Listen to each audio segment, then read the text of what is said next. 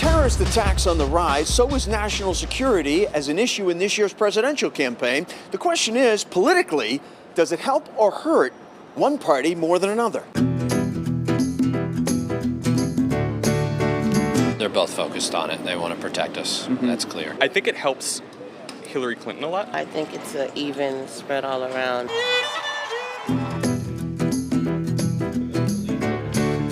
I already know who I think I'm safer with, and it hasn't changed. I would say Donald Trump, because he's showing that fist. I would think it's helping Donald Trump more than anybody. Donald Trump's too volatile for handling the world now.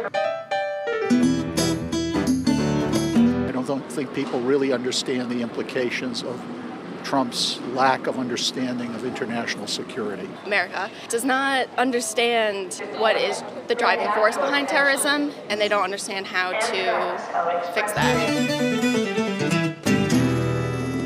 All right, joining us today on the OTR Political Roundtable, Rob Gray, a Republican analyst, and Jim O'Sullivan, who writes politics for the Boston Globe. Thank you both for being here. Thanks for having us. So you heard what these people are thinking. Which candidate do you think is best working this issue to their advantage, Rob? Trump. People want a sledgehammer right now on terrorism. They look at Obama's wooden response to San Bernardino and Paris and Brussels.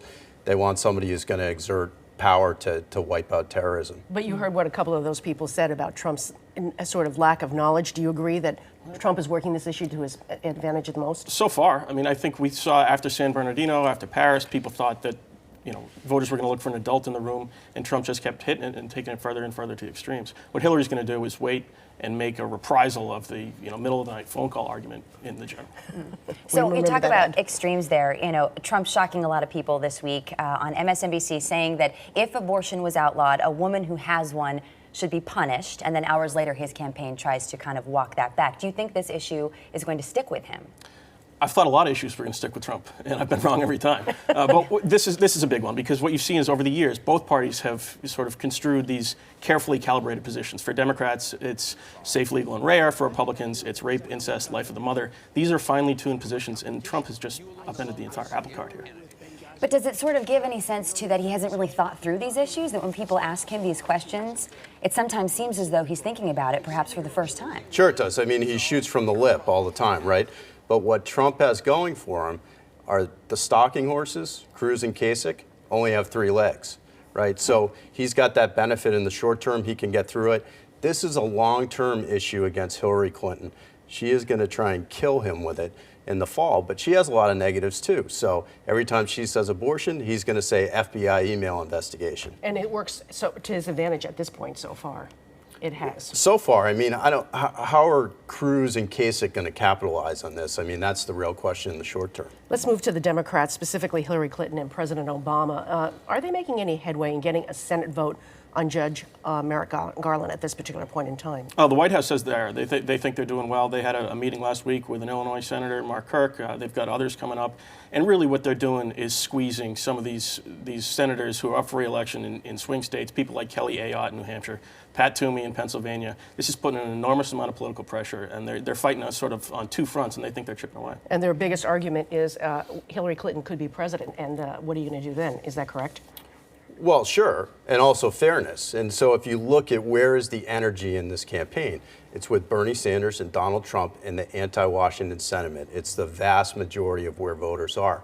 I think when Republicans bottle this up, they are swimming against that tide, and that's a problem. So I don't think it's tenable in the long term for the very conservative elements of the Republican Party to hold up this vote. All right, so let's talk a little bit about the other Republican candidates here. Are there any political ramifications? This week, all 3 of them sort of backed off that pledge. Yes, we will support the eventual nominee, whoever it is. All 3 of them suddenly had all of these, factors that went along with it. Is that going to hurt them? I don't think so, because that's an issue with establishment Republicans, and so all we've seen this year. Inside baseball, maybe too. Inside baseball, establishment Republicans have not carried the day yet at all. This is mano a mano at this point.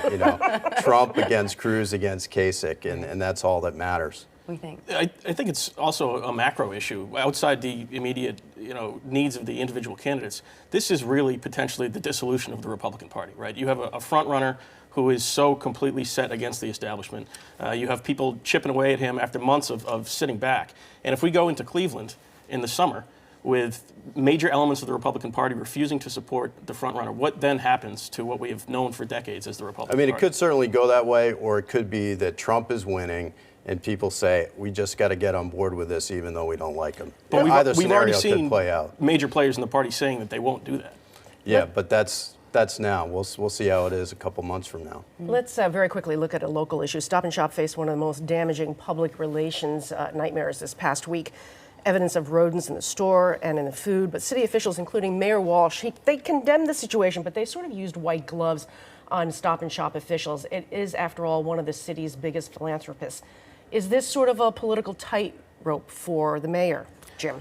I'm not sure. I think they used literal white gloves too when they were going into the Stop and Shop and picking through some of those items. Let's hope so. I mean, it seems pretty cut and dry. You've got in a historically underserved neighborhood, you have a store that's not being healthfully kept. It seems to me that the mayor and ISD did the right thing by sort of calling them out, holding that press conference out in front. But kept on saying they're cooperating. Was it a political tightrope? You couldn't criticize them too much, Listen, could he? Marty Walsh, when Chipotle poisoned a bunch of BC students, Marty Walsh didn't go hold a press conference in front of Chipotle. So I think he handled the Stop and Shop thing just fine. All right, we're going to take a quick break, and we'll be right back with more from our roundtable.